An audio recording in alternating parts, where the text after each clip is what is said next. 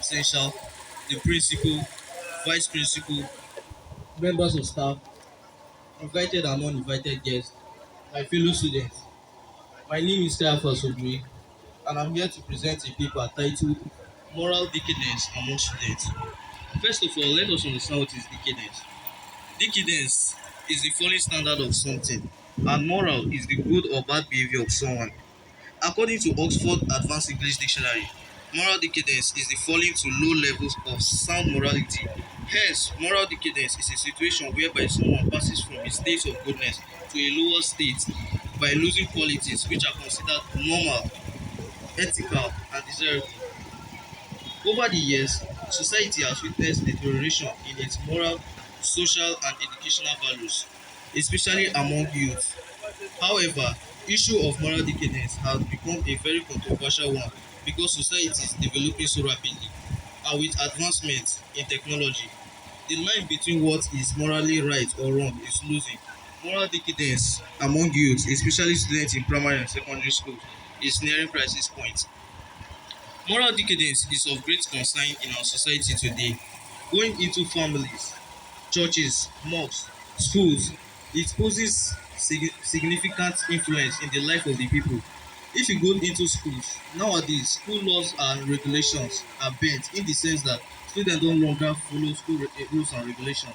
You can see a situation whereby students come to school anytime they want. Staff come to school late, missed. Staff come to school Staff do not come to school always, and that affects our moral life.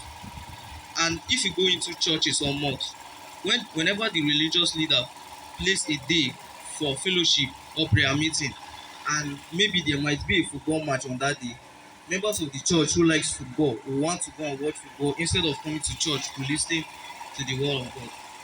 And that also affects our moral life. Recent research studies have shown that higher percentage of secondary school students are engaging in various immoral activities such as cultism, violence, cybercrimes, underage sexual activities, and exam malpractice, among others. And if something is not done to curb these vices, the chances are that society will pay dearly for it, as is already seen in the level of crimes and criminality among young people.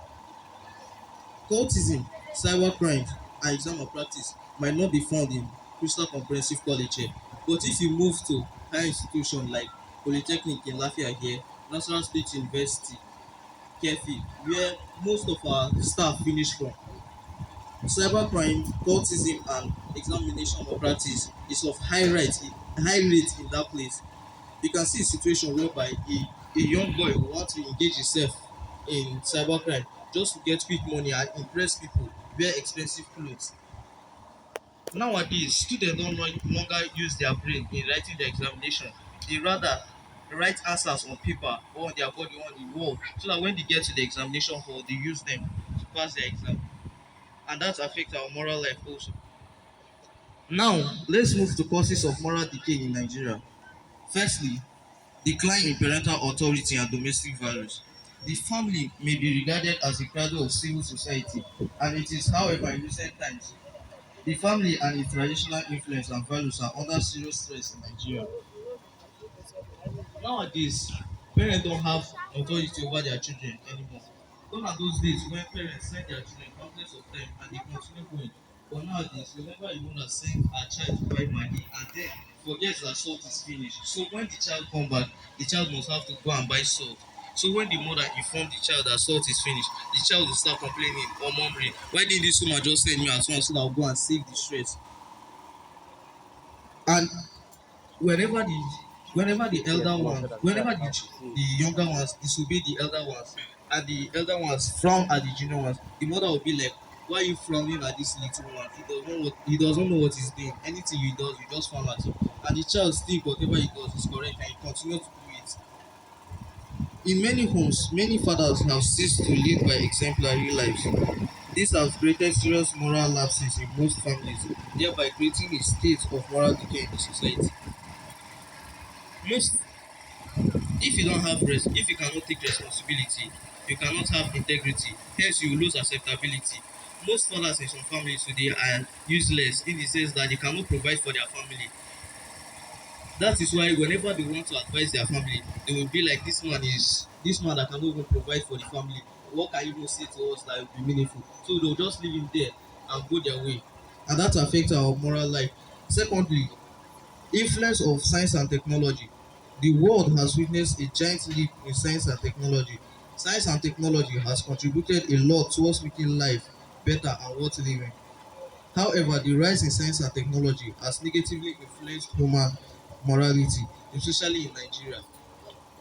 Science and technology has helped our society in many ways, but even at that, science and technology has also affected us. You can see a situation whereby young children use science and technology to watch pornographic videos.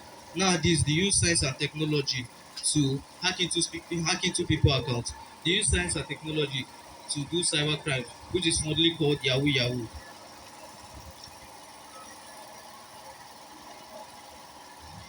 Lastly, the collapse of discipline in our schools. Discipline implies self-control, willingness to learn and function in an acceptable and ordered manner. Thus, an atmosphere of discipline is characterized by a sense of duty and responsibility and of self-control and loyalty. Formal teaching and learning, as well as any other form of serious socialization, requires naturally and normally such an atmosphere. Unfortunately, an atmosphere of discipline has become conspicuously lacking in many Nigerian primary and secondary schools. Indiscipline in schools manifests in the following forms: lateness to school, teacher absenteeism, poor environmental sanitation and dirty classrooms, sharply dressed teachers, strained teacher-headmaster relationship, disrespect for school heads, poor pupil teacher relationship and lack of personal professional commitment to duty. These symptoms of the indiscipline and disorder assume greater dimension among the secondary schools, where financial and other exploitation of students, uncontrolled youthful passion and insubordinate abound.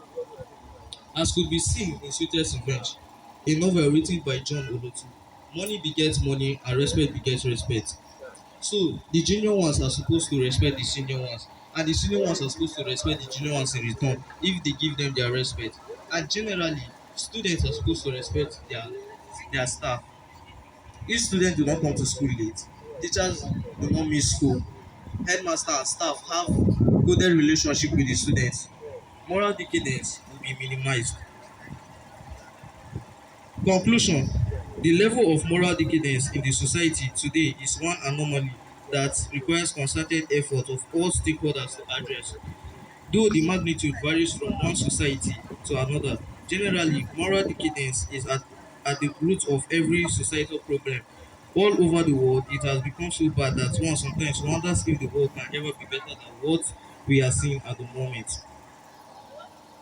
Recommendation: to curb the rate of moral decadence, there should be high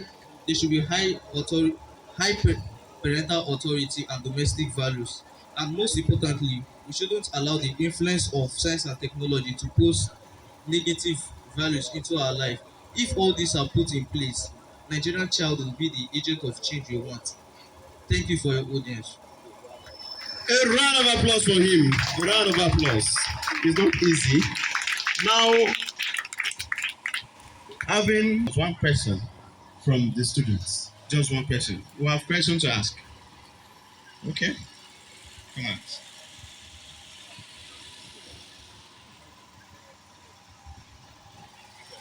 Thank you, sir, for this lovely advice. You appreciate me. What's that? What would be your advice to the management? What do you have to tell the management for those students who continue to push stubbornness?